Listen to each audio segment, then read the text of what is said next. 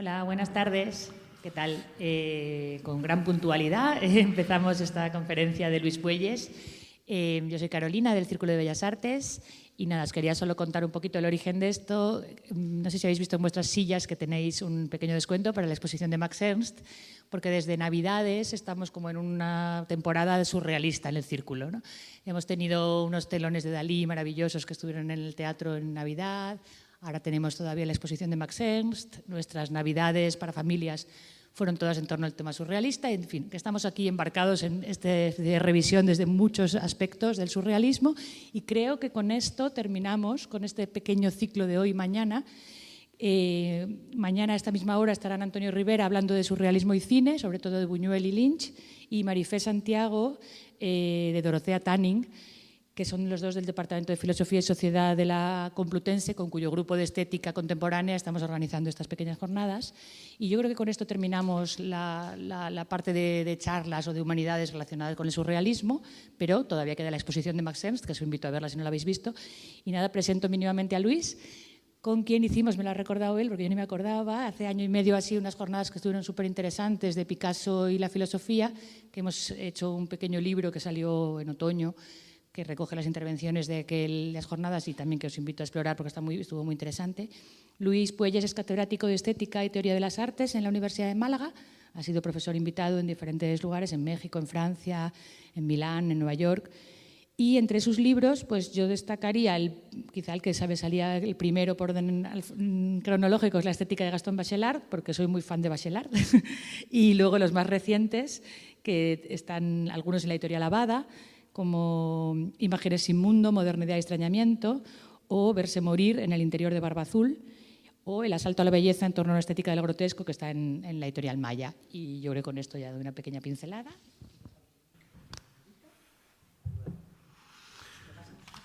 Vale. Muy bien. Bueno, pues muchas gracias, Carolina. Gracias al Círculo, a Valerio, a Ignacio. Es un gusto subir a Madrid. Y es un gusto encontrarme con personas muy conocidas, muy fieles, y otras a las que felizmente empezaré a conocer hoy. Bueno, esto más que un objeto suficientemente claro desde el principio al que simplemente morder, es preciso merodearlo, es preciso hacer el camino de acercamiento, casi agazapado, ¿no? Hay que hacer el camino que nos lleva a tratar de entender a qué llamaron los surrealistas efecto de extrañamiento. Porque el extrañamiento fundamentalmente sucede bajo la condición de ser efecto, diciéndolo de forma más pedante, efecto performativo. Por lo tanto, la pregunta es cómo hacemos el camino, qué camino, cómo nos preguntamos para tratar de alcanzarlo, ¿no? Y darnos pues alguna comprensión, algo clarividente. Claro, en el orbe de las vanguardias casi nada transcurre en estricta soledad y es muy fácil encontrar tramas, entramados, constelaciones. En el caso del extrañamiento también ocurre así. Lo que vamos a hacer en este rato va a ser muy sencillo. Por un lado, voy a bosquejar con vosotros un fondo de paisaje con algunos motivos, un racimo de motivos que nos van a ir acercando al extrañamiento, y respecto a esos motivos trataremos de destacar las peculiaridades, las notas más propias, más singulares, específicas del dépaysement, del extrañamiento en clave surrealista, en registro surrealista. Quisiera, por lo tanto, comenzar componiendo, como os digo, un mosaico de algunos motivos, y todos ellos, esos motivos que enseguida casi serán enumerados, convergen en un rasgo común, comparten una característica, y es que todos ellos se producirán a propósito de lo que podríamos llamar una crisis de la noción de evidencia, una crisis del efecto de inmediatez. Lo que hasta ese momento pudiera parecernos suficientemente claro en términos cognitivos, se nos volverá mediato, necesitado de mayor reflexión y, en todo caso, desprovisto efectivamente del rasgo de inmediatez, de naturalidad que venía teniendo. Todos estos motivos, enseguida iremos a ellos, convergen, digo, en la voluntad de traer a aparición, de hacer aparecer, de imponer a la visión la presencia. Hacer aparecer, traer aparición, lo que quedaba desaparecido, desapercibido por la lógica de la representación, la lógica de lo suficientemente significado. Y en este sentido hay dos textos seminales para lo que continuaré contando. Dos textos muy importantes y, en tanto que muy importantes, nada rebuscados. El primero es Verdad y mentira en sentido extramoral, del más joven Nietzsche. Lo dicta, porque no lo escribe, lo dicta en Dresde en 1973, en el verano de 1973, un texto breve y maravilloso, que habrá de esperar hasta 3 años después de la muerte de Nietzsche para ser publicado póstumamente en 1903.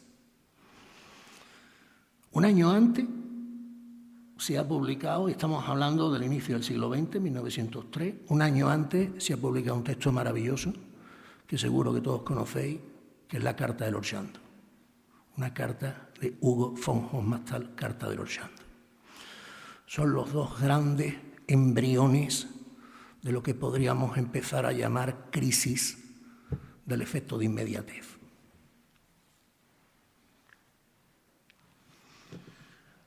Vayamos al racimo, vayamos a esta constelación de motivos. El primero es un texto fundamental.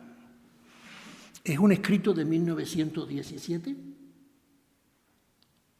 Bueno, pues efectivamente, fijaros la fecha en la que ese escrito se publica por primera vez. Es un texto que procede además de la teoría de la literatura, del formalismo ruso de Víctor Shklovsky, editado recientemente por Ediciones Asimétricas magníficamente, además. Se llama El arte como procedimiento.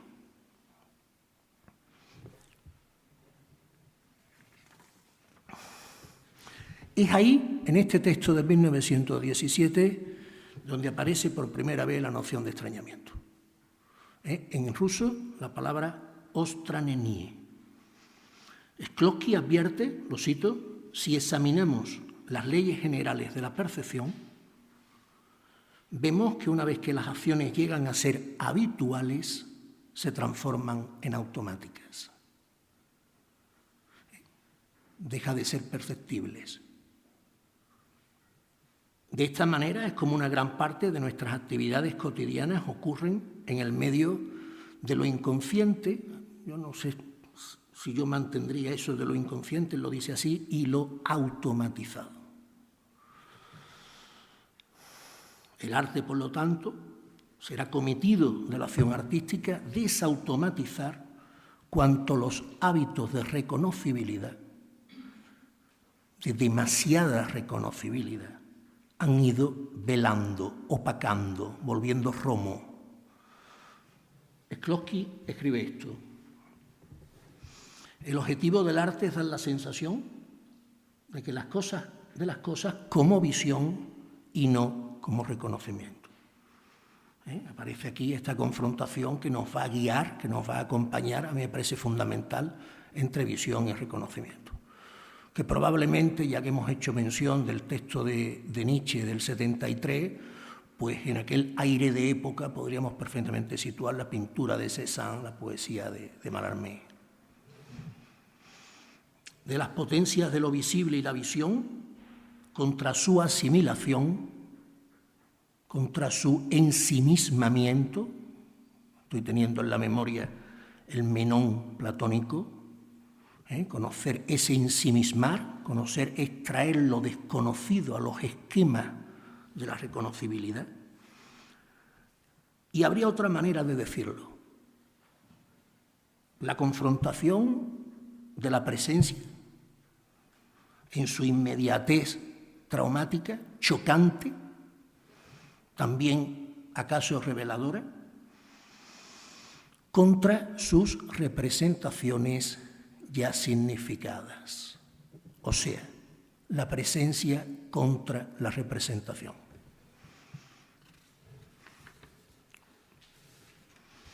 Esta desautomatización está en el núcleo, como enseguida veremos en detalle, de diversos intentos de renovación de la mirada practicados durante la época de las vanguardias. Este texto, efectivamente, pionero, precursor, es de Shklovsky del año 17. En ese mismo año, en Nueva York, hace esto Marcel Duchamp, que no se sabe muy bien exactamente qué hace ahí. Descuelga una percha y la clava en el suelo.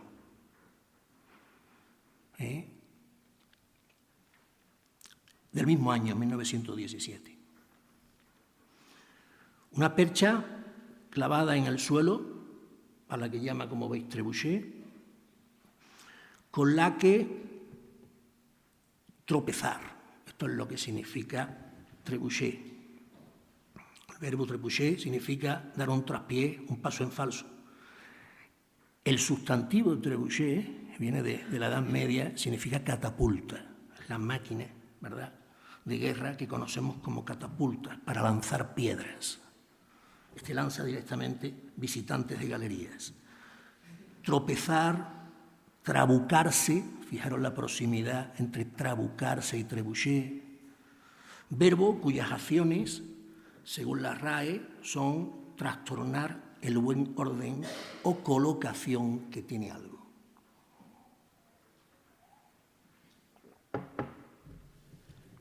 También otra acepción, ofuscar, confundir, trastornar el entendimiento, dice la RAE.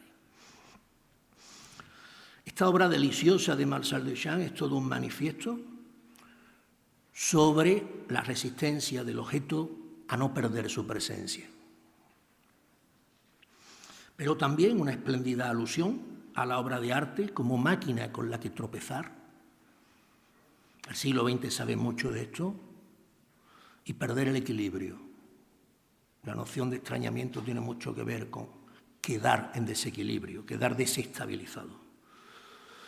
De la manera que decimos, en nuestro castellano de uso, ¿verdad?, ahora caigo, cuando vemos algo suficientemente con una ráfaga de claridad, ¿no? Acabo de verlo, ahora caigo.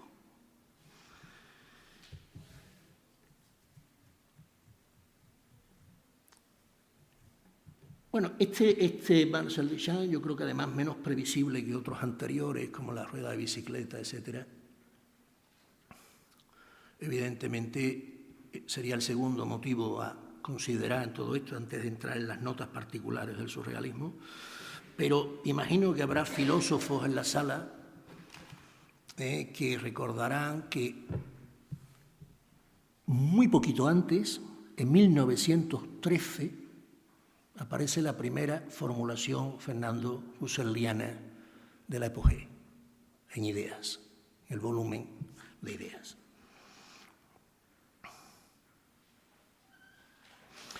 Hay que esperar a los años 30, pero está en este mismo orbe el efecto de distanciamiento, no lo voy a decir en alemán, pues sería demasiado pedante decirlo en alemán cuando no sé alemán, el efecto de distanciamiento de Bertolt Brecht.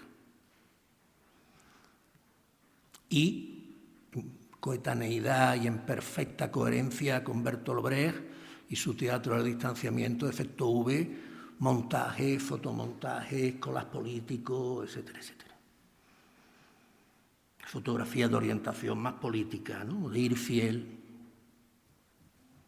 Sin olvidarnos, y ahora lo vamos a tomar en consideración, pues la gran noción que quisiera explorar, sin olvidarnos de la noción trabajada por Breton, pero sobre todo trabajada con una finura maravillosa por los surrealistas belgas, por René Magritte y Paul Nouget, que es la noción de dépaysement, de desfamiliarización, pérdida del cobijo, pérdida del terruño, pérdida de la tierra propia.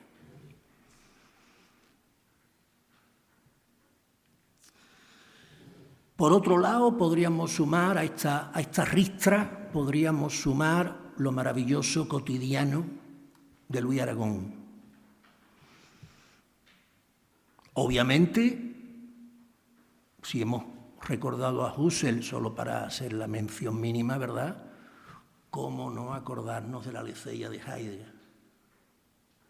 Y cómo no acordarnos del tratamiento que Heidegger, es verdad que mucho después, en el año curso 42-43, aquí lo tengo anotado, en su curso dedicado a Parménides, llama, hoy no lo hemos encontrado también en la exposición de Didier Huberman, llama lo daimónico, el poder por parte de la obra de proponer lo extraordinario de lo ordinario.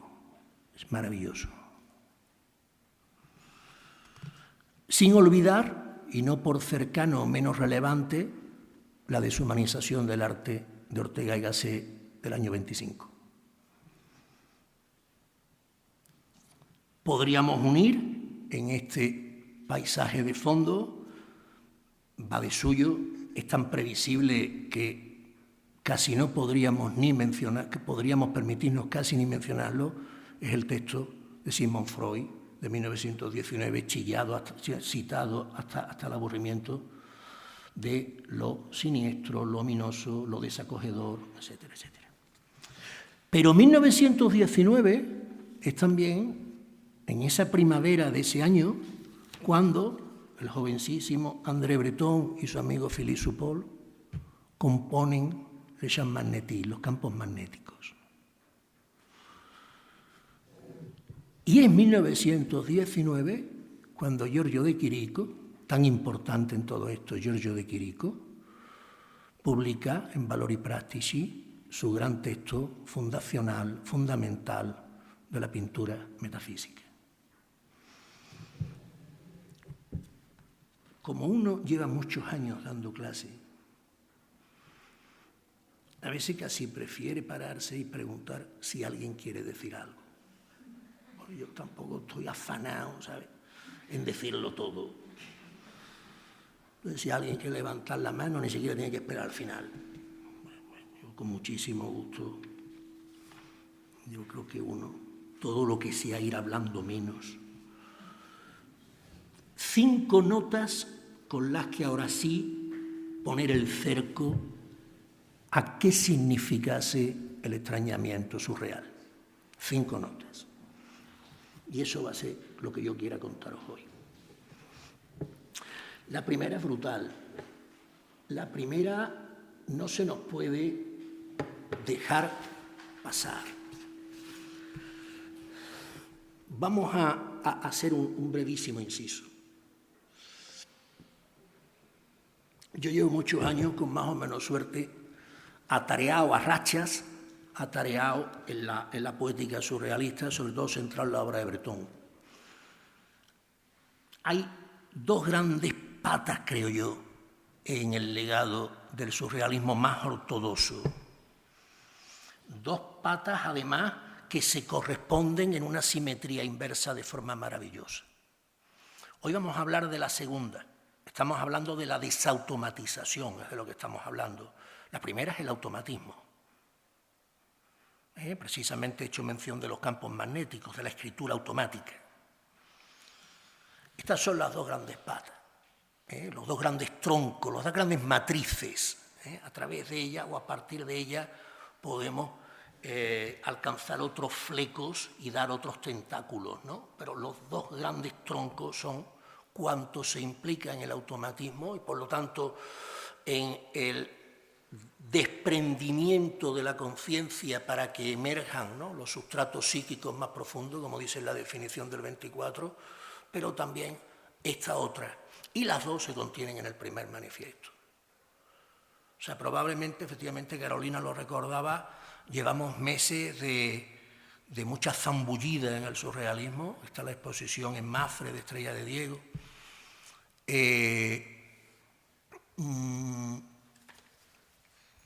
Hay un elemento, se me ha despistado lo que quería decir. Efectivamente. Y habrás visto la definición, habéis visto la definición, en muchos sitios la definición, además como de diccionario, ¿verdad?, que aparece en el manifiesto del 24. Bueno, pues sí, continúa 6, 8 páginas después, yo creo que es donde realmente hay que arremangarse. Y es donde está el festín. El festín, hasta donde yo lo entiendo, en fin, tampoco quisiera enrollarme mucho más, pero está en la definición que Breton toma de Pierre Reverdy, siendo la definición de Pierre Reverdy de 1918. Fijaros la cercanía, casi de meses, con todo esto que os estaba contando, ¿no?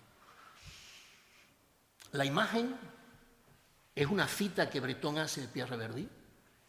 La imagen es una creación pura del espíritu. Aquello es he puesto una coma, tendría que haber puesto un punto. Ella no puede nacer de una comparación, sino del acercamiento de dos realidades alejadas. Yo incluso diría, forzando el castellano, el juntamiento. Casi como el duelo a garrotazos. O sea, juntar dos cosas a fortiori, por fuerza. A más lejanas y precisas sean las relaciones de dos realidades aproximadas, más fuerte será la imagen. Más fuerte será la imagen. Ese fuerte se puede interpretar de muchas maneras. Más duradero, más persistente, más irreductible, más chocante será la imagen, más potencia emotiva y realidad poética tendrá. Seguimos leyendo. Os voy a dar muchas citas porque, entre otras cosas, vengo muy afanado en compartir la fuente, porque el surrealismo se presta muchísimos delirios hermenéuticos y a mí me apetecía mucho ir despacito al línea a línea, ¿no?, y compartir con vosotros, con vosotras cada texto, ¿no? Y ahí mismo todavía, en el manifiesto, sigue diciendo esto, ¿no? Es del acercamiento en alguna medida fortuito, súbito, inesperado, de dos términos de donde surge, como fortuito es el encuentro, evidentemente, que vamos a ver después, sobre la mesa de disección del paraguas y la máquina de coser, literalmente Lautréamont dice fortuito, de dos términos de donde surge, salta, aparece, brota una luz particular, dice Breton, la luz de la imagen, a la que nosotros nos mostramos sensibles. El valor de la imagen depende de la belleza del chispazo, del fogonazo, étincelle. En ella es consecuencia en función de la diferencia de potencial de dos conductores. Cuando esta diferencia apenas existe, como ocurre en la comparación, la chispa no se produce. Es necesario admitir que los términos de la imagen no son deducidos el uno del otro por el espíritu en vista a la chispa producir, o sea, no es teleológico, no se está buscando la chispa, sino que ellos son los productos simultáneos de la actividad que yo llamo surrealista, limitándose la razón a constatar y apreciar el fenómeno, dice él, luminoso. Más cosas. Únicamente la imagen, en lo que ella tiene de imprevisto y repentino, me da la medida de la liberación posible, dice. Potencia liberadora de la imagen que está también en Octavio Paz, en el escrito magnífico de Octavio Paz sobre el surrealismo, incide mucho en este asunto, ¿no? La potencia liberadora de la imagen. Y esta liberación, esta completa, dice que me asusta, ¿no? Es por la fuerza de las imágenes como en tiempos venideros podrán alcanzarse las verdaderas revoluciones. En ciertas imágenes está ya el inicio, dice él, esto es muy bonito, de un temblor de tierras.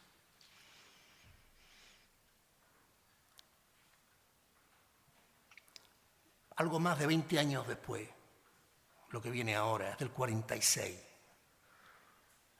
Él ha vivido ya en Nueva York, ha pasado mucho tiempo.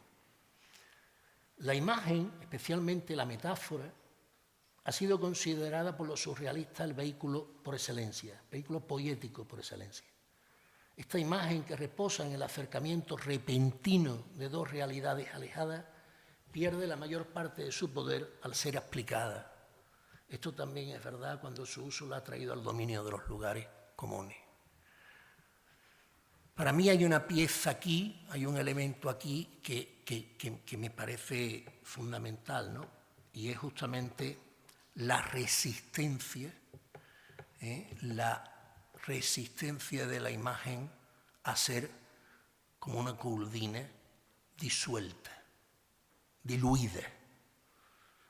O sea, precisamente la imagen surrealista tiene de chocante cuanto tiene de indisoluble, cuanto tiene de resistente, de irreductible al afán del entendimiento, de la facultad del entendimiento, por traerla hacia lo que ya conoce.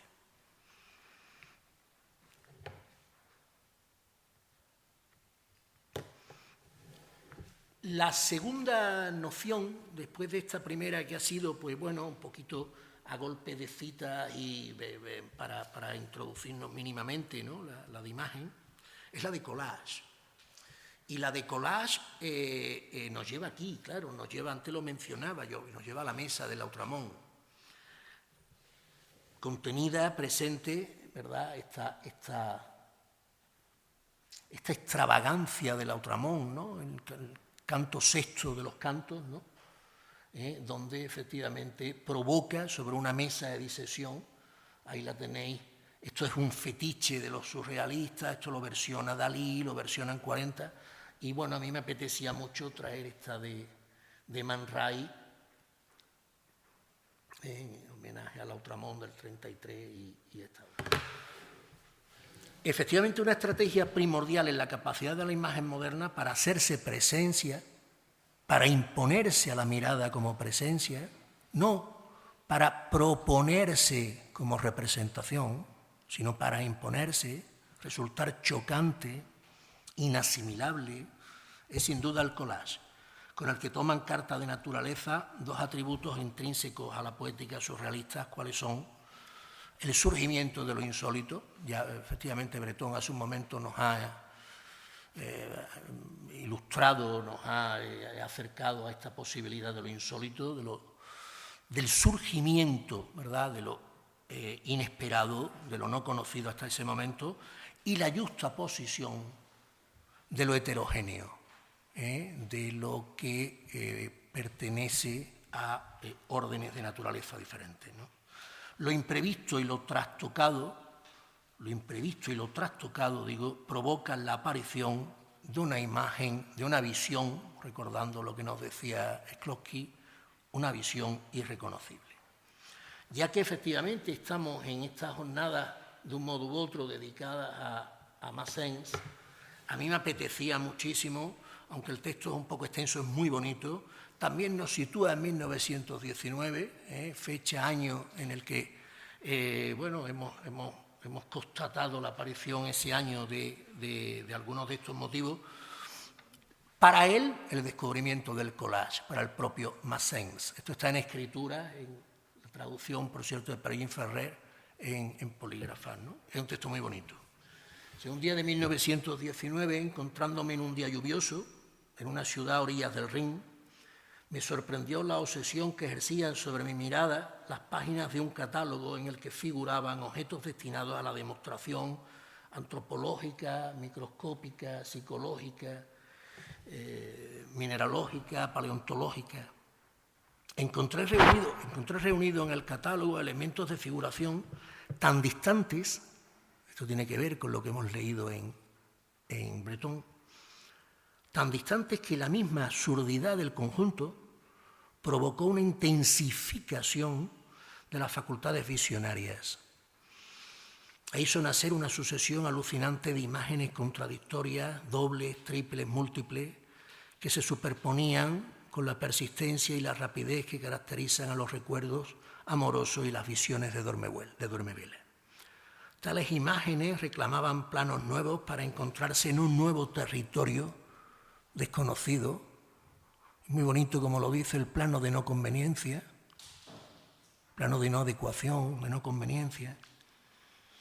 Bastaba entonces con añadir sobre aquellas páginas de catálogo pintado o dibujado, limitándome a reproducir dócilmente lo que se veía en mí, un color, un bosquejo, un paisaje, a los objetos representados, el desierto, un cielo, un estrato geológico, un entarimado, una sola línea recta que representara el horizonte, para obtener una imagen fiel y fija de mi alucinación y transformar en dramas que revelan mis deseos más secretos, lo que anteriormente no eran sino unas triviales páginas publicitarias. Esto ha sido extenso, he querido que lo leyéramos, pero me parece muy bonito. La génesis del collage en Massène, ¿no? Y aquí introduce un elemento que es muy sabroso, que es el elemento de lo irracional, ¿no? ¿Cuál es la más noble conquista del collage? Y responde, ¿no? Es lo irracional. La irrupción de lo irracional en todos los dominios del arte, la poesía, la ciencia, la moda, en la vida privada, en la vida pública de los pueblos. Quien dice collage, dice lo irracional. El collage se ha introducido en nuestros objetos usuales. Hemos aclamado su aparición en los films surrealistas. No olvidemos otra conquista del collage, la pintura surrealista, por lo menos en lo que respecta a uno de sus múltiples aspectos, entre el 21 y el 24.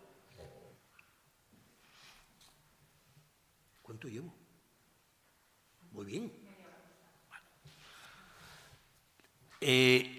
Yo fui el único en elaborar y cuyas búsquedas han proseguido otros más tarde. Pienso, por ejemplo, en Magritte, después nos ocupará, cuyos cuadros son collages enteramente pintados a mano, dice con mucha gracia.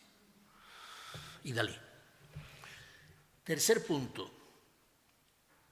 El tercer punto nos va a llevar a una confrontación que a mí me parece muy sabrosa. Es una confrontación entre dos autores, cada uno efectivamente poniendo de su parte en tiempos distintos, ¿no? Primero, no nos lleva a demasiadas galimatías, ¿no? Primero está aportado, primer punto de vista, por Apollinaire, también en 1917, en una conferencia que da, por cierto, en Barcelona y... No, perdón, me estoy equivocando con Breton, disculpad. Con una conferencia que después será publicada y que tiene este título, L'Esprit Nouveau et le Poète. Y dice esto: el espíritu nuevo está en la sorpresa. Es lo que hay de más vivo, de más nuevo. La sorpresa es el gran resorte. Mediante ella, por el lugar importante que se le concede, por lo que el espíritu nuevo se distingue por ella, se distingue de todos los movimientos artísticos que lo han precedido. Apollinaire, nos guste más, nos guste menos, viene a decirnos en este texto fundamental, donde se pone lo moderno, reparamos en el factor sorpresa. La condición específica de lo moderno, efectivamente, es el elemento de lo sorprendente. Bueno, transcurre el tiempo, la relación de los surrealistas con él tiene sus dimes y diretes, con su obra, porque él muere enseguida, Apollinaire. Y ahí, en 1929, en un texto que se llama Introducción a 1930, un título muy raro, de Louis Aragon retoma aquello que dijo Apollinaire y le pega un tironcillo de orejas. En este tironcillo de orejas hay una savia maravillosa, que es la siguiente. lo moderno no está caracterizado por la sorpresa. Le está respondiendo Apollinaire. Podemos afirmar que a estas alturas Lautréamont permanece como moderno, y si permanece es a causa de lo irreductible. ¡Qué bueno! No basta con que sea sorprendente. Tiene que rompernos el entendimiento.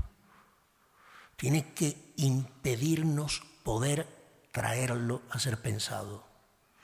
Como decía el gran Robert de Ventós en un texto que yo he citado mucho y siempre me ha gustado mucho acudir a él, ¿no? Hay un momento en el que, no se trata de que la obra te despierte la sorpresa, esa sorpresa que le gusta mucho a los periodistas cuando van a Arco, ¿verdad? Y dedican los 3 últimos minutos del telediario a el lavaplatos con Donald Trump, sino, es más que eso, es cuando la obra se vuelve contra ti y te rompe tus propias entendederas, que decimos en castellano.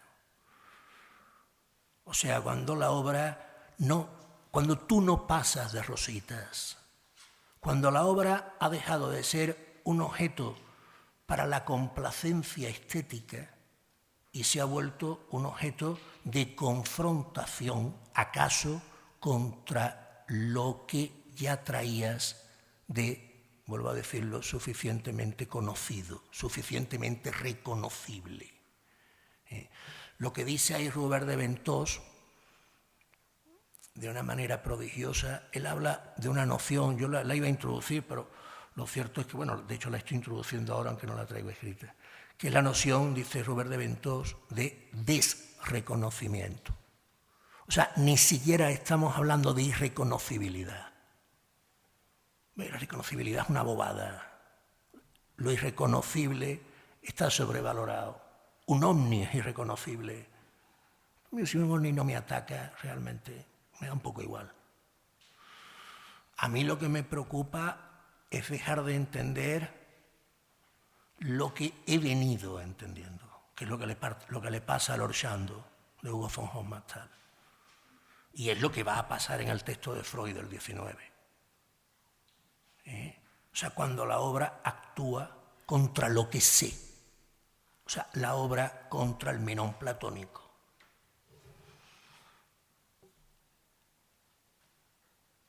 Y por lo tanto, lo que aquí en mis papeles lo tengo subrayadito, lo irreductible, que es casi una categoría, podría ser una categoría perfectamente hermenéutica. ¿Esto qué quiere decir? Pues esto quiere decir que la obra no se deja traer al redil y permanece adornianamente contra las lógicas de la cultura para dilucidarla, diluirla, esclarecerla.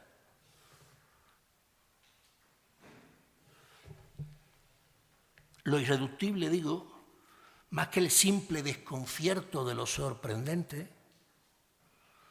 habrá de ser, según lo entiende Aragón, el rasgo de perdurabilidad de los hallazgos poéticos de la modernidad. La imagen deberá dotarse de una cierta potencia de resistencia, os lo acabo de decir antes, a su dilucidación por el entendimiento. Deberá permanecer como alteridad y alteración, sustraída de las lógicas ensimismantes de la reconocibilidad. Es por aquí, después de reparar mínimamente, pues estoy dando pues unas pequeñas claves, ¿no?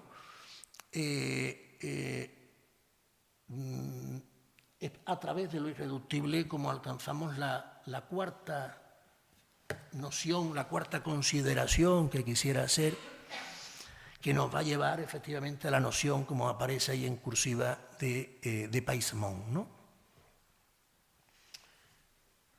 En un texto dedicado en el año 29 en un texto de catálogo, como se suele decir ahora, de una exposición de los collages de Massens, Breton escribe esto, ¿no? La surrealidad será, ante todo, función de nuestra voluntad constante desfamiliarización. Esta es una posibilidad de traducción de Peysmont, podría haber otras, ¿no? Si lo buscamos en el lexilógo, a mí la noción de Peysmont me da mucho morbo, me interesa mucho. Si nos vamos al lexilógo, que es uno de los útiles que ofrece el Centro Nacional de Investigaciones Científicas francés en cuanto al léxico francés y todo esto, leo literal, ¿no? Desarraigo o desorientación de una persona situada en un marco inhabitual, un medio desconocido, una situación inesperada. Eso es de Peysmont, en francés. Y esto es lo que dice Breton que el surrealismo habrá de proponerse, ¿no? Completa de todo, dice. Entendemos que podemos ir a dépaysé una mano aislándola de un brazo, que esta mano gana en tanto que mano, y también que al hablar de Peysmont no pensamos solamente en la posibilidad de acción al espacio. Todo el valor de tal empresa, quizá de toda empresa artística, me parece depender del gusto, la audacia, del éxito, en el poder de apropiación de ciertas desviaciones, de ciertos trastocamientos.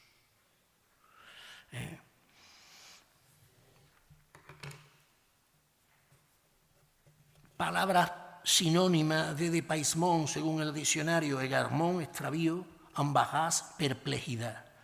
El surrealismo pone en marcha determinados dispositivos de lo evidente, un de Peysmont que se definirá, se podría definir de otras maneras, como descontextualización, recontextualización, transcontextualización, desorientación, desnaturalización, tendente a la restauración de la poética de la alteridad para alcanzar con ella la provocación estética, el efecto estético de la alteración, la turbación. La desorientación o pérdida de la familiaridad puede ser expresada por parte de los surrealistas belgas, así será. Vamos a leer enseguida Magritte, con esta palabra que aparece ahí, bouleversant, ¿no? Bouleversement, que significa alteración, trastorno, conmoción. Y esto es lo que dice Magritte. Los cuadros pintados durante estos años siguientes, del 25 al 36, fueron igualmente el resultado de la búsqueda sistemática, dice, de un efecto, utiliza la palabra efecto, así, turbador, bouleversant, que obtenido por la puesta en escena de objetos extraídos de la realidad, porque no se salen de lo cotidiano, ¿no? Estamos hablando de objetos de uso común, de objetos familiares, pero nunca vistos con esa proximidad, nunca vistos de forma tan histérica, de forma tan poco estética, tan poco complaciente a la mirada. Apenas si son representaciones de lo que esos objetos vienen siendo en el uso habitual. Objetos extraídos a la realidad daría al mundo real del que estos objetos son tomados en un sentido poético perturbador. Conviene que la elección de los objetos a dépaysé se realice, como acabo de decirlo, sobre objetos muy familiares, a fin de que alcance su máxima eficacia. Claro, no estamos hablando de un monstruo de 7 cabezas, ni estamos hablando de lo fantástico. No estamos hablando de los irrealismos. Esto no es Walt Disney. Estamos hablando, efectivamente, yo siempre lo explico así, no es lo otro de lo mismo, sino lo otro en lo mismo. Es la semilla del diablo. O sea, es lo otro incubado en el vientre de lo real. Ahí hay una novelita muy graciosa del escritor francés que se está traduciendo al castellano mucho en anagrama, un librito que se llama El bigote de Carrère, que no es Manuel Carrière. Se llama El bigote y es muy gracioso en este sentido. ¿Alguien quiere decir algo? Estáis muy dormidos, arrepentidos de haber venido.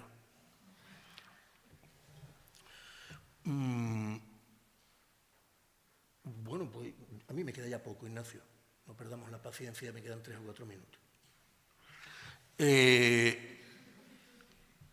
Quinto punto, el fundamental. Para que se produzca el extrañamiento, no nos podemos ir de la realidad. Claro. Pues si no, el Papa en Roma, eso no vale.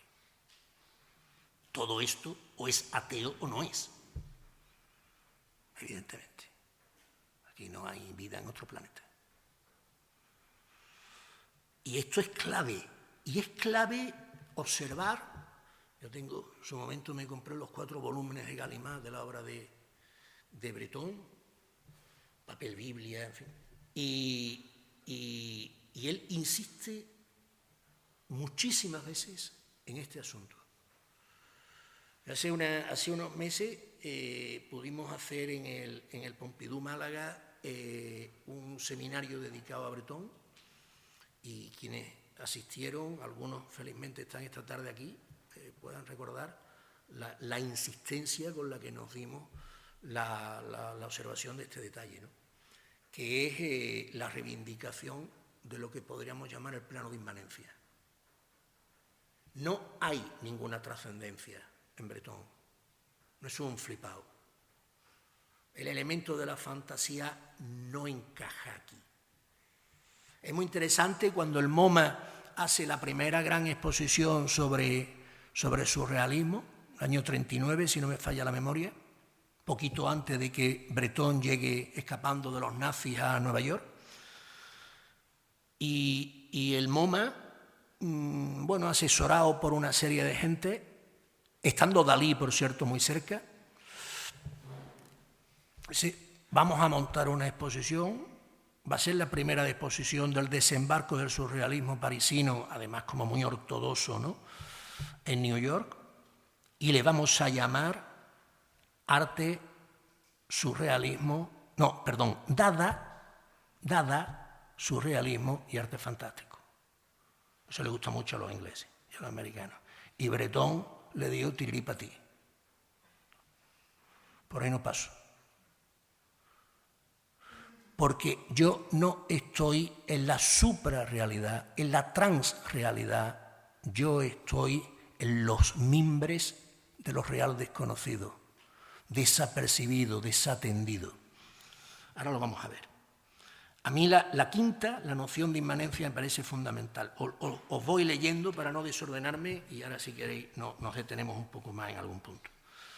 Toda esta concepción surrealista de la imagen extrañante se rige desde un presupuesto indispensable: mantenerse en un plano de inmanencia ajeno a cualquier apelación sobrenatural, trascendentalista o incluso inofensivamente fantaseadora. Desde ningún punto de vista ha pretendido el surrealismo la negación de lo real, y sí más bien su reducción, precisamente postulando la condición de lo irreductible, nunca mejor dicho, a los diferentes realismos y racionalismos, a las ideologías reductoras de lo real.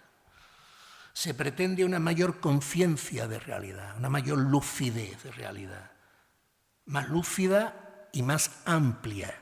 Carolina decía que le interesaba a Bachelard. Bueno, ahora viene efectivamente esta idea del suprarracionalismo de Bachelard, cuando Bachelard hablaba de lo que le interesaba era un realismo élargi, ensanchado, ampliado, más versátil, más amplio, más capaz de integrar. Se pretende en un texto dedicado a Arp, que es la declaración de intenciones. Yo, si me tuviera que quedar con alguno de todos los que hemos leído este rato, este de 3 líneas me parece brutal. Brutal, porque no hay escapatoria.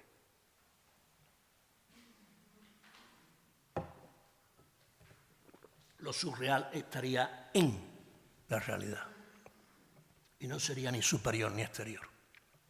Ni superior ni exterior. Lo surreal, digo, está en lo real, es íncubo de lo real.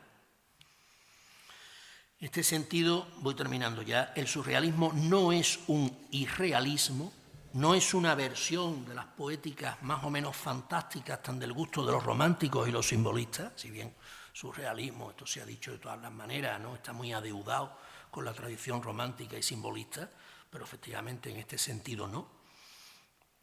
Promueve un encuentro inquietante entre una noción muy bonita que pertenece a Ortega, que está en la deshumanización, muy bonita. Ortega habla de infrarrealismo, definiendo con esta palabra la inmersión bajo la perspectiva habitual, por debajo de la perspectiva habitual. Me parece muy bonito. Y que recuerda a lo infraleve de Marcel Duchamp, algunos me lo habéis escuchado ya esto, a lo infraordinario de George Perec, y a todo este asunto un poco de lo infracotidiano, ¿no? Un encuentro, digo, inquietante entre infrarrealismo, en clave de Ortega, como acabo de decir, y suprarrealismo, entendiendo por este un realismo ampliado, superador de los realismos reductores, próximo al surracionalismo, defendido por Gastón Bachelard.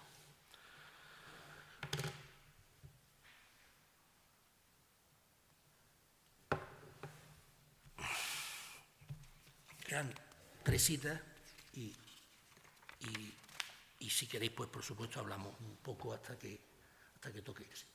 Una cierta ambigüedad inmediata contenida en esta palabra puede, en hablar surrealismo, puede en efecto llevar a pensar que se designa una cierta actitud trascendental, y es al contrario, ella expresa una voluntad de profundización en lo real, de toma de conciencia siempre más neta, más lúcida, más clara, a la vez más apasionada. En el segundo manifiesto del año 29 dice una cosa muy sencilla: el surrealismo mira el reverso de lo real, ni fuera ni por arriba, ¿no? ni en la vocación trascendentalista, ¿no? Sino efectivamente, como hace muy bien Paul Nouget y supo muy bien Magritte, el reverso de lo real, ¿no? Toda la evolución del surrealismo, desde sus orígenes a nuestros días, responde al cuidado que nos ha sido cada vez más imperioso de evitar, esto es maravilloso, de evitar a cualquier precio considerar un sistema de conocimiento como un refugio. Hay muchos filósofos que hacen esto. Hacerse un sistema para ganar un refugio, para cobijarse en él. El conocimiento como cobijo, ¿no? El cuidado de mantener todas las ventanas abiertas sobre las afueras de nuestras propias investigaciones, asegurar en todo momento los resultados de estas investigaciones abiertas al viento de la calle. La obra de arte tiene mucho que ver con esto. La obra de arte es la clave que hemos empezado esta tarde de Klotsky, ¿no?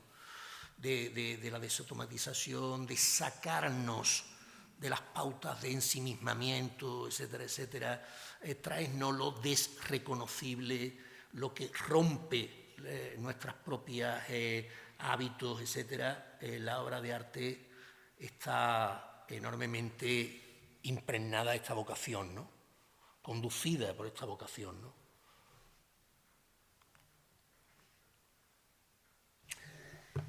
Hace un momento reparábamos en esto que nos decía Magritte, cuando Magritte decía lo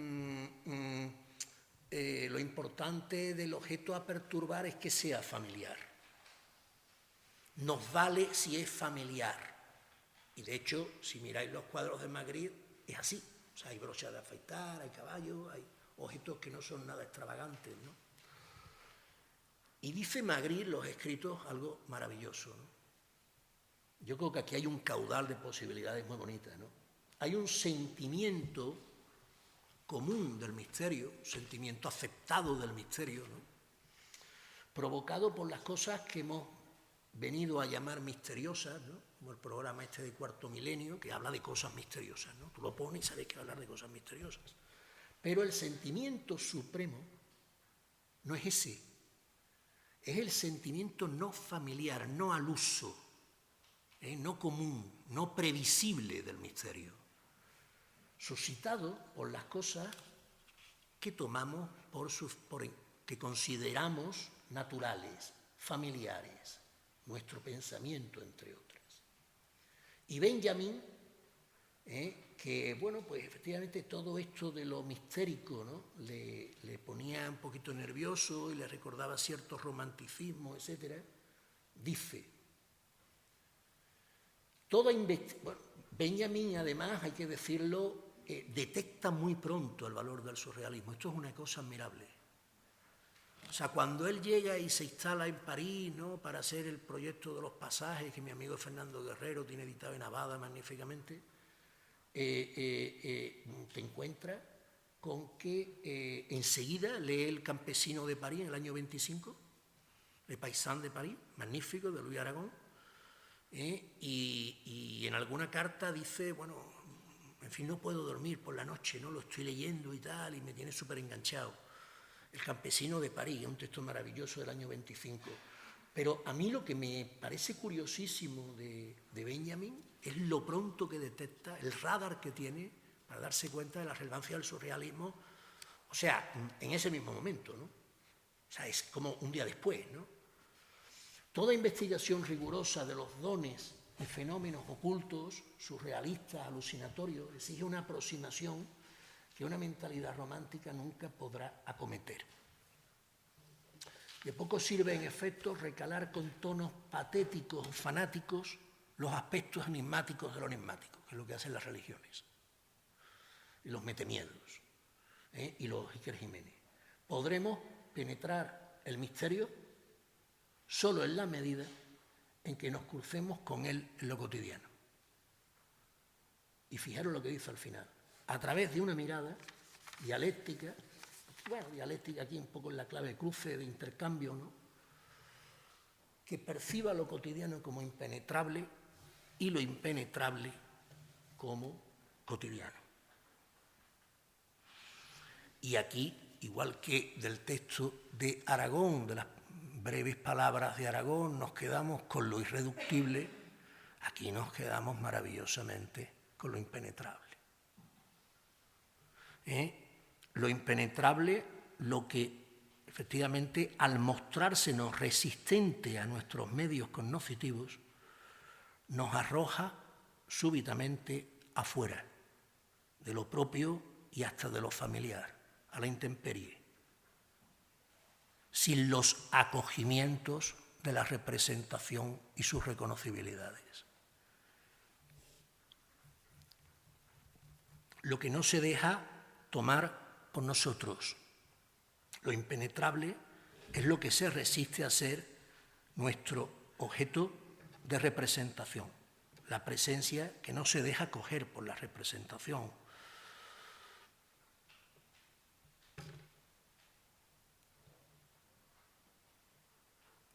Yo no tengo mucho más que deciros. Muchas gracias.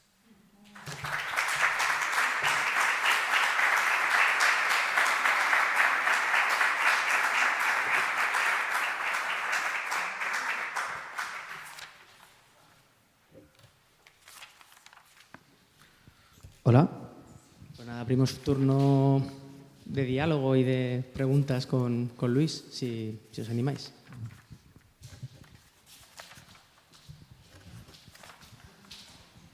Facilita, ¿eh? Sí.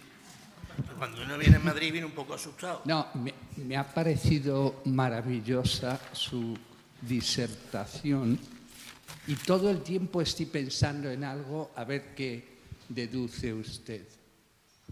Estoy pensando en Schoenberg, en Stravinsky, Erwartung, la espera de Schoenberg es de 1909. La consagración de la primavera que provoca la salida, aspavientos de los espectadores en el Teatro de París, de la consagración de la primavera es del 14. Bien. Usted ha precisado de una manera fantástica el asunto de lo real, de cómo el surrealismo se mantiene siempre... No es evasivo, no es evasivo. Exacto. Yo estoy pensando en la música tonal todo el tiempo y también en otro puñetazo en la familiaridad. Sí.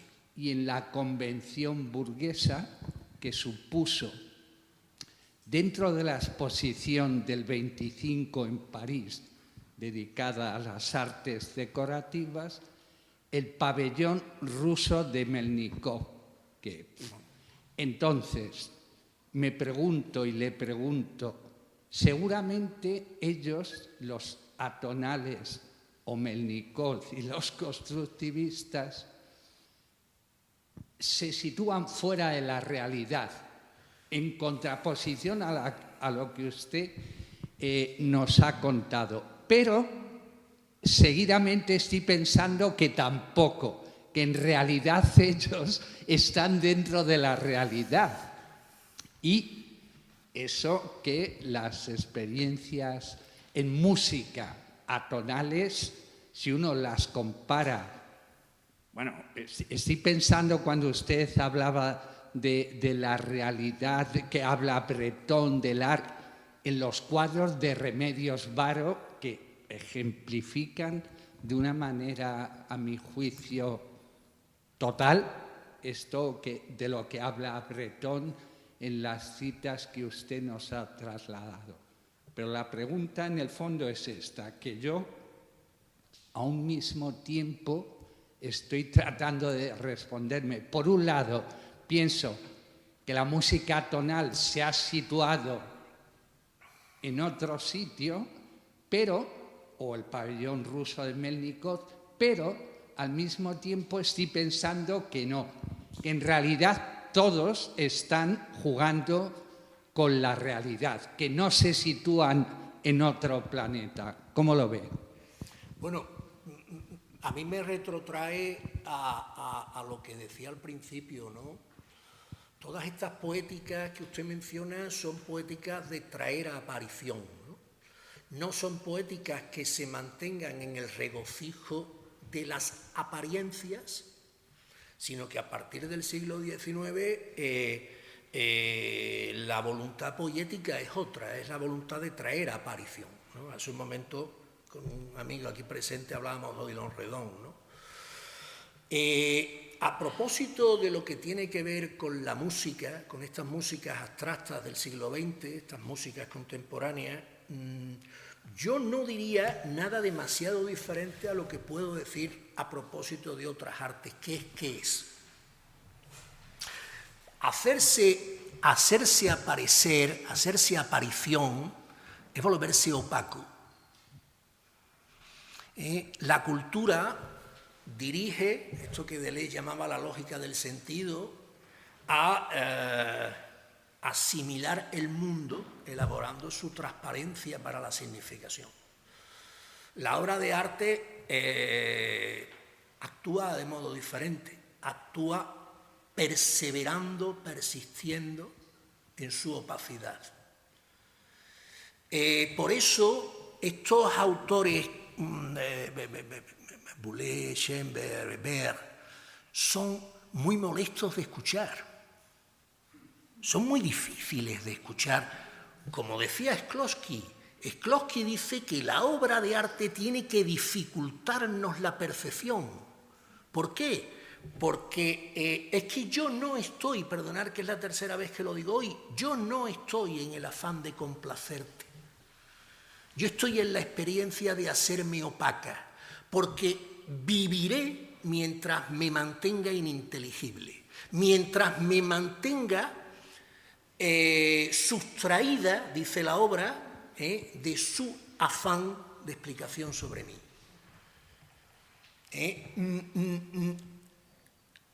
Otra manera de abordar su pregunta, no es la primera vez que yo a usted le escucho, ya le escuché en lo de Picasso, que también vino y se sentó también aquí.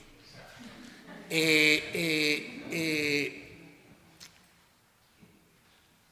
me ha ido con la broma, se me ha ido. Bueno, hay otra manera, quería deciros, efectivamente, hay otra manera de acabar con la representación, y usted menciona a los músicos, ¿no? Que es acabar con la composición. La composición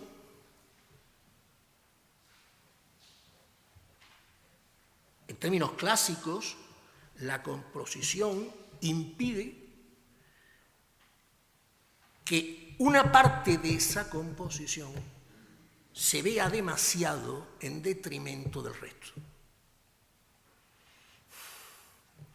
Cuando nosotros escuchamos a Schoenberg, es muy chocante.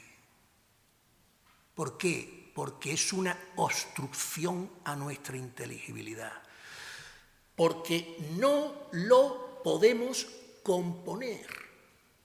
A ver quién tararea a Schoenberg. No lo podemos componer.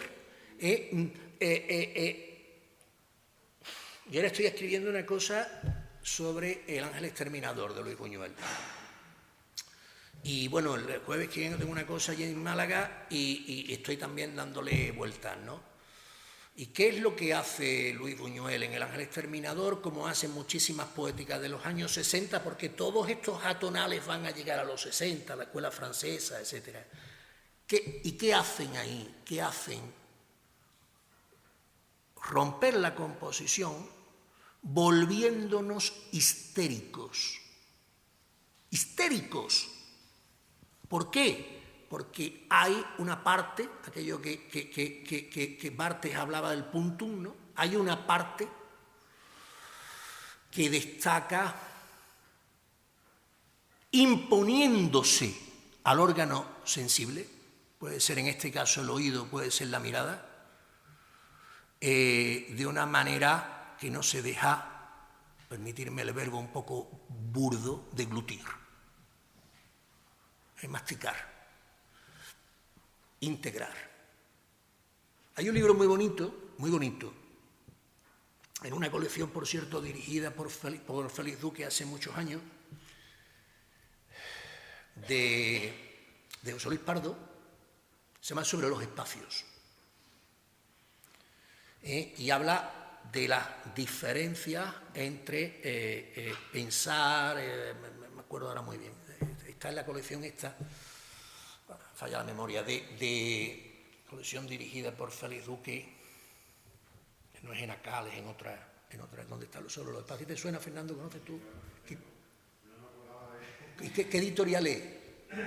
Que tiene un buito, ¿no tiene un buito? Chiquitito, no me acuerdo ahora. Bueno, Sobre los espacios, búsquelo usted y le va a gustar mucho. Todo lo que sea despliegue, todo lo que sea composición, elaboración, tal, es esfuerzo. ¿Por qué? ¿Por qué? Por lo que queremos hacer con Schoenberg y lo que queremos hacer con El ángel exterminador, echarlo para allá. Echarlo para allá. Lo que no consiguen estas poéticas de la imposición de la presencia, lo que nos jode de ellas es que no nos dejan ganar la distancia. La distancia que es donde el sujeto gana el dominio. Evidentemente, nosotros en el museo, donde todo está perfectamente regido para el mantenimiento pulcro, fiscal de la distancia, podemos ver las aberraciones más tremendas. Y allí que nos quedamos, qué bonito, vamos a comprar postalita al salir. Y puede ser la aberración más grande.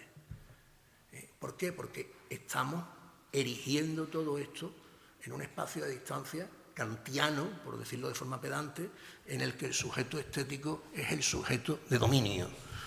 Todo esto, a lo que usted se refiere con más competencia que yo, y todo esto de lo que yo he estado hablando, son poéticas, lo decía al principio, pasa que muchas veces en la explicación se encuentran luces que no se encuentran cuando solo hablo yo, de imposición de la presencia a la mirada. Son poéticas de imposición de la presencia a la mirada. Ahora, la lectura que si no la ha hecho usted, que seguramente lo conoce, ya ha salido aquí también, es la carta del Orchando, además muy breve, la carta del Orchando, se ha hecho además una edición ahora reciente de Hugo von Hofmannsthal, ¿no? Es brutal. Y es que es eso. O sea, se me acerca tanto que he dejado de entenderlo como los objetos del cuadro de Magritte, ¿no? Además, objetos familiares, le dice, ¿no? No sé si le he respondido. A mí ya lo de la música y eso me cuesta más. No tengo yo tanta cultura musical como usted. Soy más plástico. Me fascina la memoria que tiene usted porque me ha recordado Sí. Sí. Pero uno está así de enfermo. Como Funes. Fernando. Bien, gracias, Luis. Yo, vamos a ver, lo que quiero decir, no es ninguna pregunta, es un comentario, varios comentarios. Lo primero es que, como los libros buenos, un libro es bueno no solamente por lo que dice, sino por aquello a lo que apunta, ¿no? Más allá del libro. Y con las conferencias pasa igual. Una conferencia no solamente es buena por todo lo que se dice en ella, sino por todo lo que sugiere, por todo lo que se apunta, ¿no? Que es tantísimo que yo ya no sé qué comentar. No, tú eres muy bueno. Pero no, Fernando Guerrero es el editor de Abada. Sí, por Es cierto. muy amigo de hace mucho tiempo y me ha venido hoy a acompañar esta tarde. Sí, con mucho gusto, claro. Ediciones del Serval, es donde estaba la Sí, colección esta. Ediciones del colección Serval. de los... Ediciones del Serval, de José Luis Pardo, Sí, sobre los colección de espacios. Bien, no, yo lo que quería decir simplemente que efectivamente has inclinado, creo que muy bien, tu conferencia, primero dando pie a cierto libertinaje surrealista y terminando echando el freno. Es decir, aquí no nos vamos a ir más allá de lo real. Lo que pasa que es otra realidad, ¿no? Y entonces me acuerdo... Porque es un materialismo, es un ateísmo, Claro. es una acción política. Claro. En eso no hemos entrado, eso está en Más que Forma, hay capítulos sobre eso. Exactamente. Claro. Sí, sí. No, pues nada, por citar un par de cosas. Por ejemplo, el libro de Enrique Lynch, Ensayo sobre lo que no se ve, que sería un título genial para una novela, pero es un libro de filosofía. Justamente lo que no se ve tiene que estar. Entonces uno piensa de entrada que lo que no se ve es lo misterioso. No. Lo que no se ve justamente está. Si no, diría ensayo sobre lo que no está o sobre lo que no hay. Sí está, pero en el modo de no verse. O, como se dice en filosofía, ¿no? Tantas veces, en todo el pensamiento alemán, la huella de lo que desaparece, ¿no? También deja su huella lo que no está, ¿no? Entonces, todo esto del surrealismo, efectivamente, tiene esa parte mucho más plástica que el pensamiento, pero en realidad está, digamos, duplicando también esta idea del pensamiento, de la pura filosofía, ¿no? En fin, se me ocurrirían muchas cosas, pero no voy aquí a acaparar el micrófono.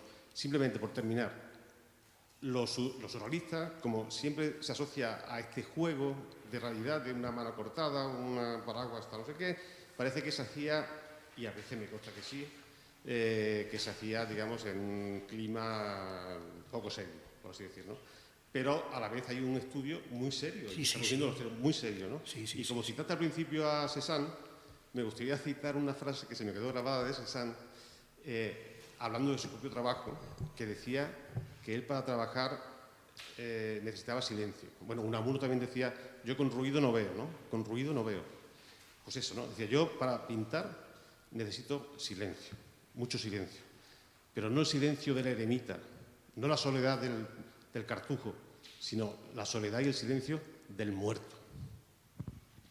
Me parece impactante, ¿no? Del muerto en el ataúd, vamos. Pues eso, es decir, que detrás de este tipo de obras artísticas hay o puede haber la capacidad de trabajo de un artista... Aquí hay varias cosas, y bueno, ya que estás presente y a mí me ha alegrado tanto verte aquí, bueno, Fernando me publicó efectivamente el libro donde un poco está todo esto que es Imágenes sin mundo, ¿no? Modernidad y extrañamiento, el libro en el que yo me esforcé en darle formato a este asunto. Y bueno, ahora efectivamente he reparado, ¿no? Me he detenido en la clave del surrealismo, pero lo más sabroso de esto es que no es exactamente tampoco un invento surrealista. O sea, no tiene que llegar André Breton para esto. Esto tiene un linaje al que se ascriben los surrealistas, muy profundo, muy largo, ¿no? Y, hombre, y puestos a elegir, en esta verdad que bueno, esta charla la hemos orientado más hacia Breton, pero, bueno, en fin, tú lo sabes también, el surrealismo belga y los teóricos del surrealismo belga son especialmente sabrosos para un extrañamiento sinuoso, un extrañamiento lleno de sutileza, que es el bueno. El no sé si me ha roto la cabeza, perdone. Todavía no me he dado cuenta. Es el más sugerente, ¿no? El que se te mete por debajo, el que no ves, ¿no? No ves venir. No es, Yo hice un librito sobre las fotografías de Paul Noguer, Se llama Lo Posible, y bueno, efectivamente a Magritte, sobre todo a cierto Magritte, y bueno, no hablemos ya de Dalí, etcétera, etcétera, o sea, son de una obscenidad en el ataque que espanta, ¿no? Sin embargo, Noguer y otros cuantos son mucho más sutiles, son mucho más sinuosos, y probablemente en esta discreción está también la potencia. En la potencia del discreto, ¿no? O sea, es más interesante el veneno que la bomba, ¿no? Más cosas, gustoso de escucharos.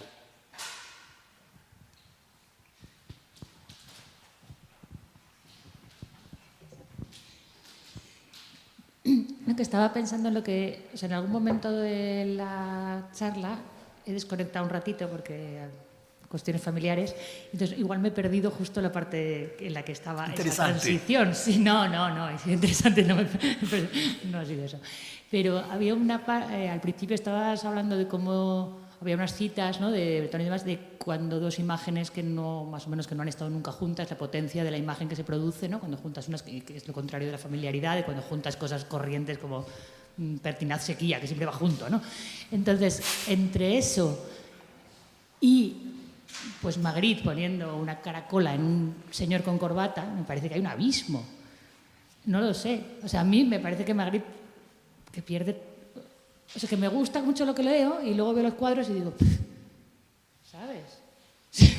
O sea, que la voluntad teleológica de juntar dos cosas para decir, la peña va a flipar. Hombre, yo creo que le cuesta una manzana a este tío. Yo creo que como pasa con Picasso hay muchos Magritte. Y hay un Magritte, más allá del que se nos cuenta, como hay un Mazen más allá del que, en fin, está al uso, ¿no?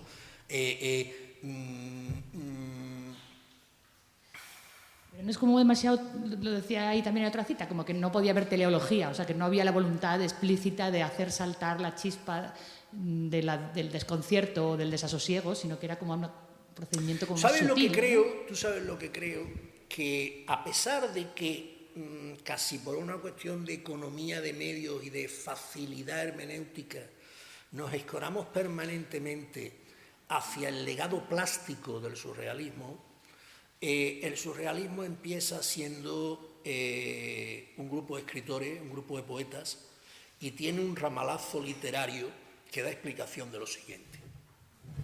Donde esto se ve, sobre todo, es en el encuentro entre imágenes mentales, no pintadas. Ahí es donde hay que llamar al psiquiatra.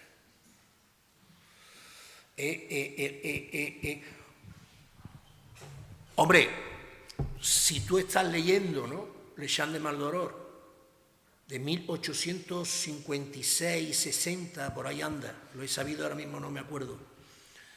Y bueno, es difícil de leer los cantos de Maldoror de Isidore Ducar con de Lautremont. Y vas leyendo como puedes y llegas al canto sexto.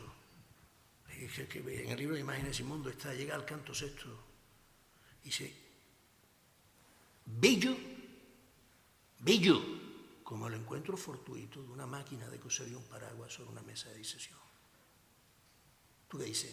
Este tío está loco.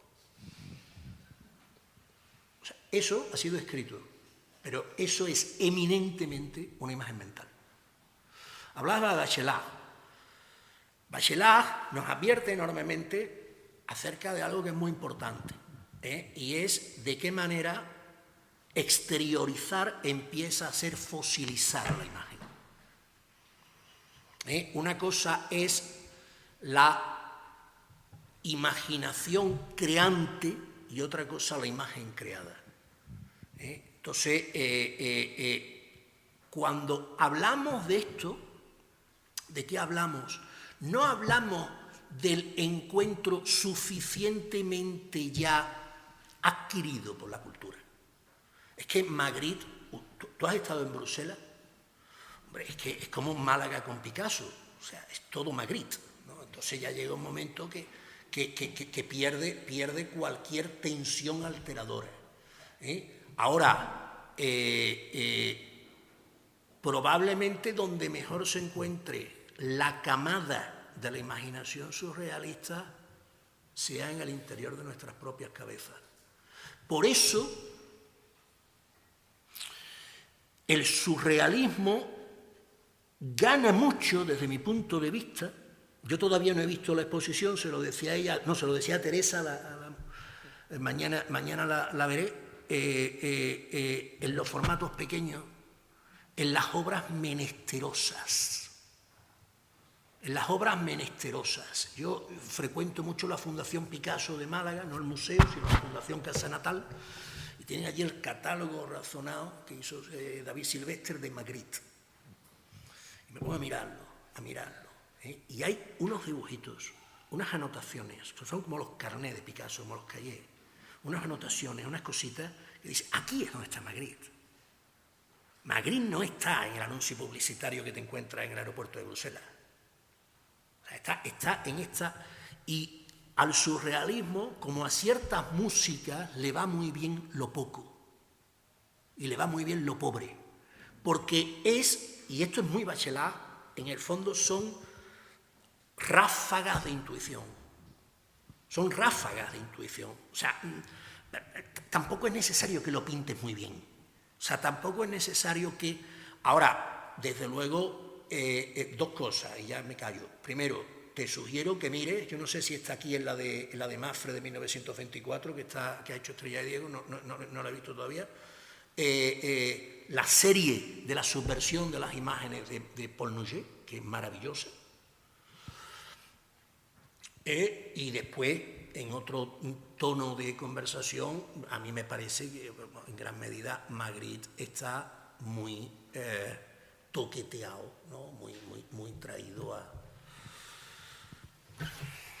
Querría yo contestarle a la señora que habla sobre... Claro, yo leo sobre Magritte y luego, y es lo que usted ha empezado a decir.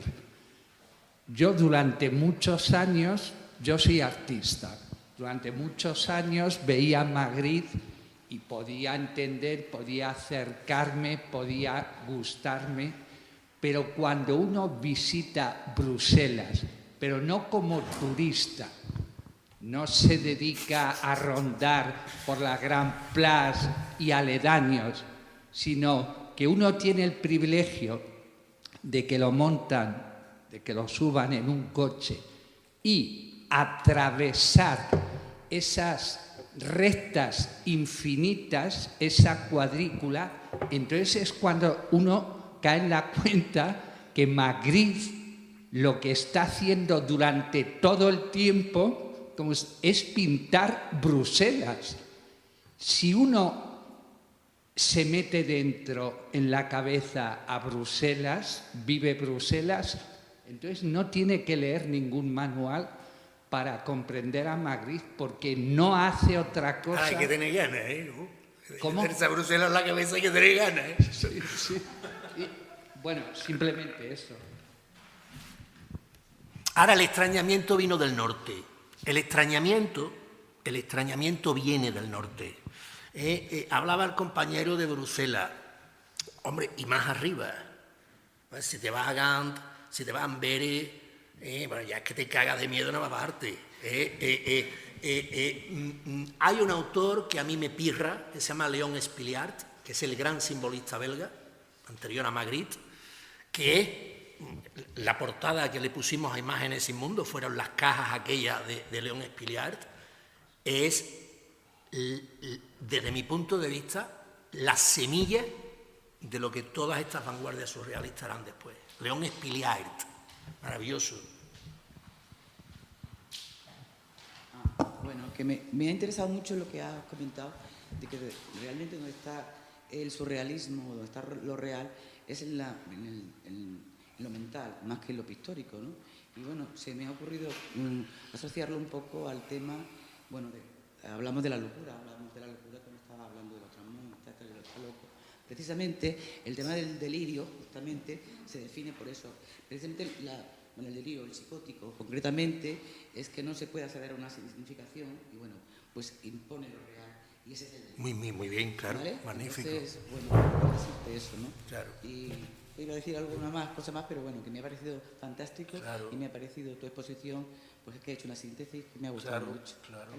Es que esta gente da muy poco tiempo. Esto de Madrid, ¿sabes? ¿Qué? Como aquí todo el mundo va con prisa, de 45 minutos, güey.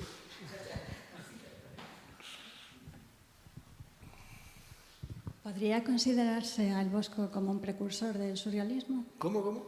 Que así podría considerarse al Bosco como un precursor del surrealismo. Bueno, es que el Bosco creía en Dios. El Bosco es el último medieval. Bruegel no. Bruegel, que tiene Bozal en Abada, un libro magnífico que dice esto. Bruegel es el primer moderno. Es el primer moderno. Hombre, en fin, basta con mirar aquellos tres ciegos, ¿no? Pero el Bosco pertenece al linaje de lo fantástico, al linaje de lo visionario, al linaje de lo esotérico. Ahora bien, el compañero recordaba a Remedios Varo. Yo hace 7 días di una conferencia sobre Remedios Varo. Aquí hay una pregunta por hacer. ¿Qué hacemos con lo esotérico?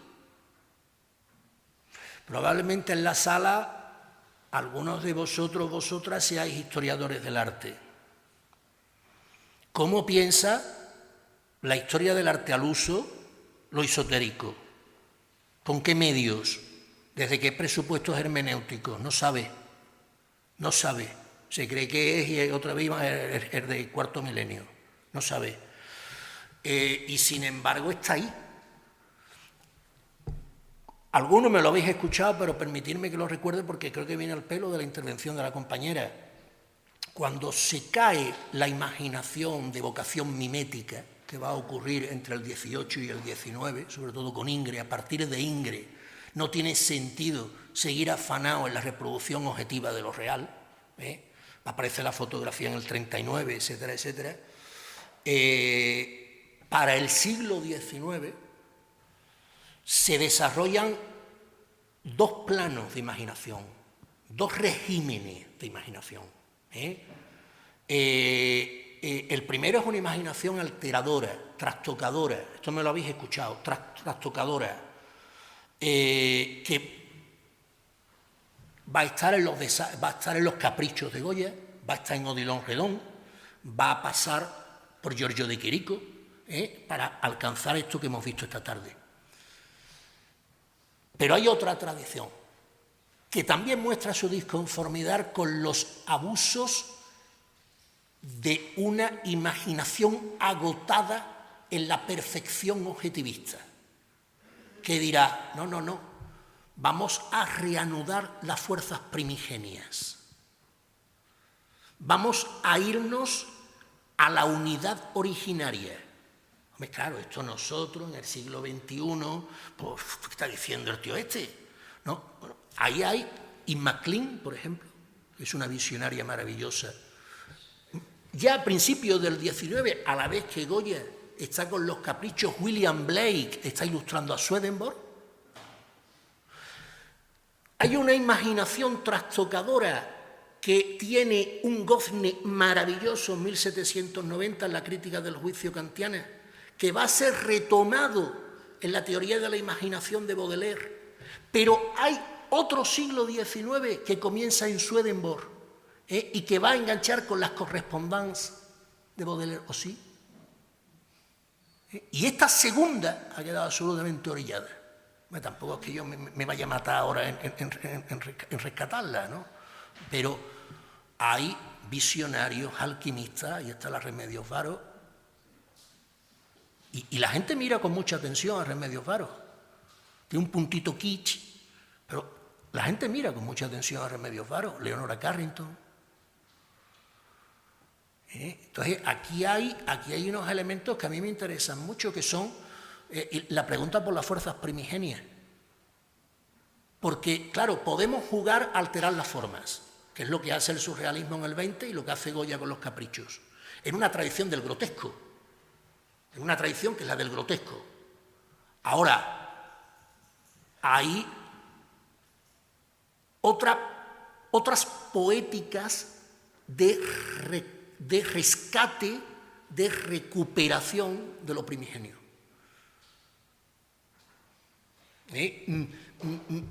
Que son las que están, hace un momento Antonio me hablaba de los abstractos, ¿no me hablabas tú fuera hace un momento de los abstractos, de Mondrian, de tal? Bueno, ahí hay teósofos, no son simplemente gente que hace cuadraditos en una tela. Ahora esta mañana está viendo la exposición de Esperpento, que es muy graciosa, aquí en el Sofía, y hay un mostradorcito, si lo habéis visto, una vitrina, sobre las prácticas del espiritismo en el XIX, que tiene mucho que ver con Charcot, con la histeria, con muchísimas cosas. Entonces, pero un segundito, ahí hay este elemento.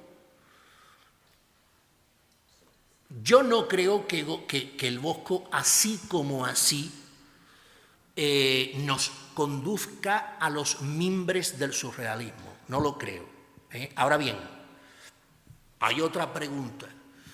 1957, muy posterior a estas citas que os he puesto, que eran de primera hornada, publica, por encargo de Albert Esquira, publica Breton l'arte mágico, que ha hecho una edición suntuosísima, Atalanta carísima, el arte mágico, 1957, para una colección dirigida por André Chastel. Y él, como puede, en un libro en el que se esfuerza mucho más de lo que se esfuerza, porque se pone muy voluntarioso, se pone muy académico para hacer ese libro, André Breton, sin serlo, pero él se toma muy en serio el cuidado de citar, etcétera, etcétera.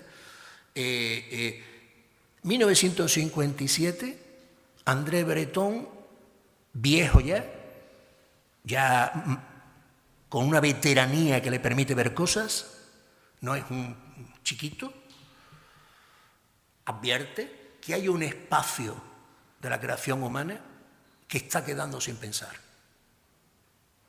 Está quedando sin pensar.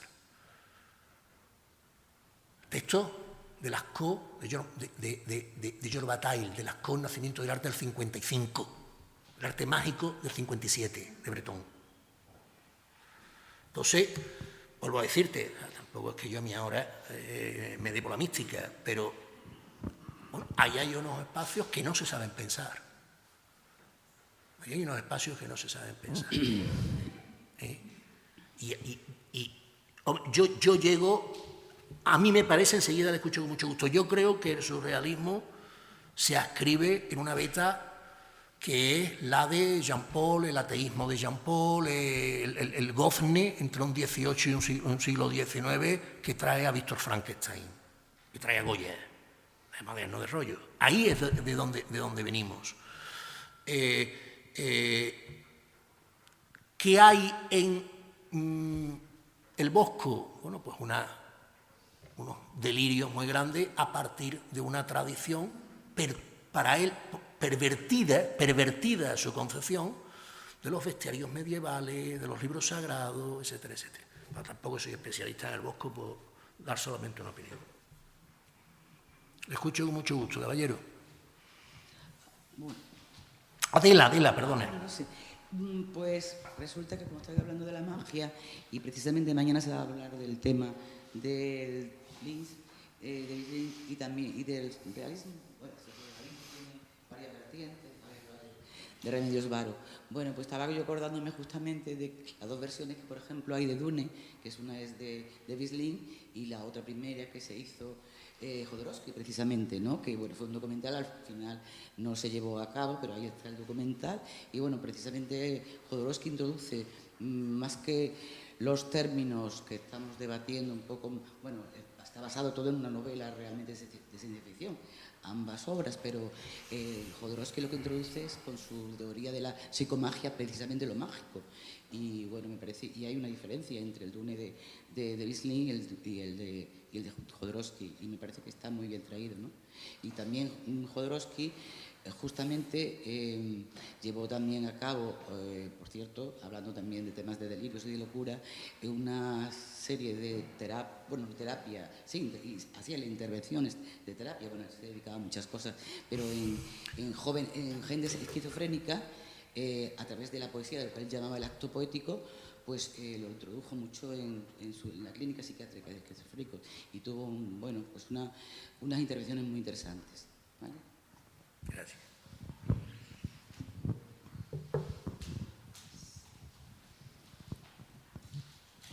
Hola. Bueno, no es... al final terminar haciendo una pregunta.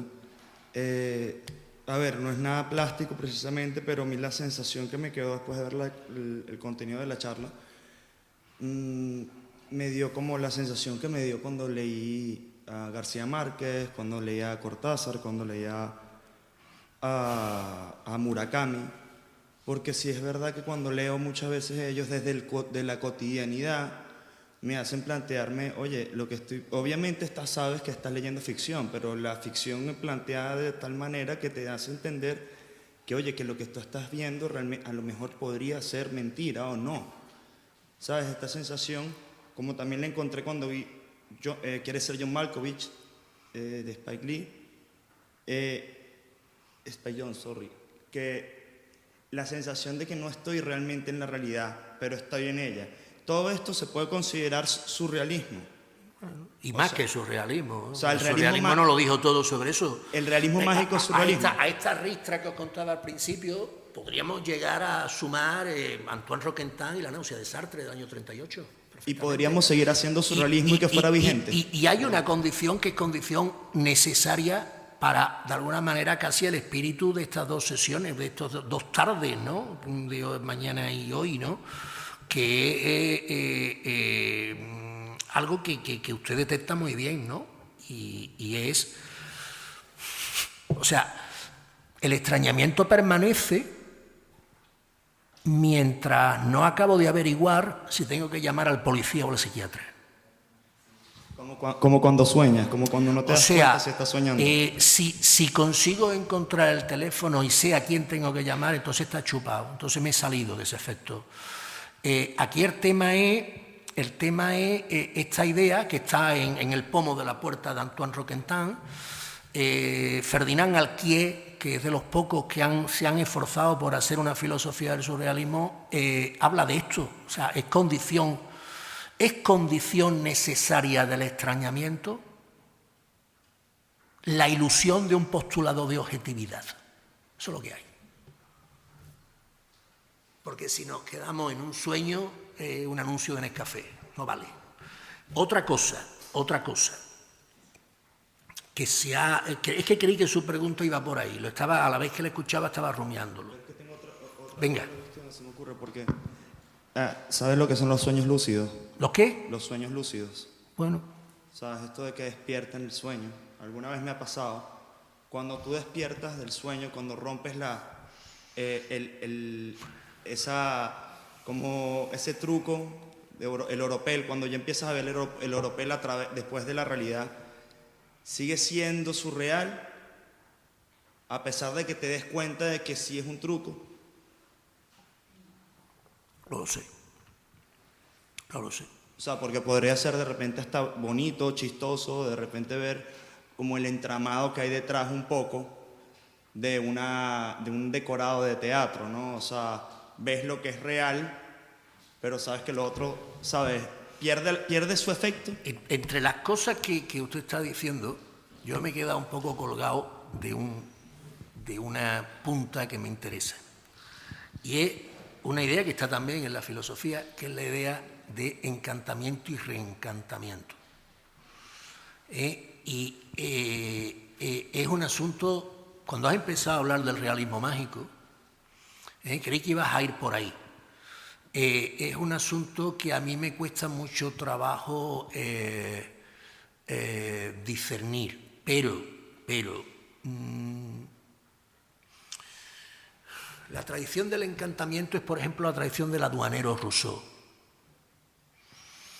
es, por ejemplo, antes que la Duana de Rousseau, la mirada a la naturaleza, incluso en lo sublime de Friedrich, por ejemplo. No estoy muy seguro, necesariamente seguro, de que sea precisa la existencia de una metafísica para que haya reencantamiento. Pero en el surrealismo no hay metafísica. O sea, armonía, una naturaleza que nos acoge, una naturaleza creada, una naturaleza panteísta, como todavía hay en Friedrich. Eso no lo hay en el surrealismo. Estamos en un desencantamiento fuerte, al modo, por ejemplo, de Antonin Artaud, que fue próximo al surrealismo hasta que dejó de estarlo, o un desencantamiento como el tratamiento que hace Hans Bellmer con sus muñecas. Yo no apostaría mucho a la y Massen tampoco, yo no apostaría mucho a la noción de encantamiento. Yo creo que está en otra tradición. Ahora, otra tradición que podríamos pensar, y otra tradición interesante, la noción de encantamiento está encima de la mesa y es interesante. Yo lo veo claro en el Adorno Rousseau, lo veo muy claro, en Henri Rousseau. Querido a Breton, Breton tuvo un cuadro en su casa toda la vida, Breton, de la Duanero Rousseau. Pero creo que sigue sin darnos... Aquí estamos hablando de una crisis de la conciencia. Aquí estamos hablando de quebrar lo conocido. Aquí estamos hablando de devolver la alteridad a la alteridad. Chantal Mayá escribió contra Platón. Bueno, pues yo voy a escribir contra el Menón de Platón, ¿no? Porque todas las artes del siglo XX son contra el Menón de Platón, contra los hábitos por los que lo otro se quiere traer a mismidad, debilitándolo, edulcorándolo, introduciéndole la lógica, introduciéndole la explicación, introduciéndole el discurso, introduciéndolo la voz del crítico de Radio Nacional que te dice lo que quiso hacer Chambers, pesadísimo, cállese.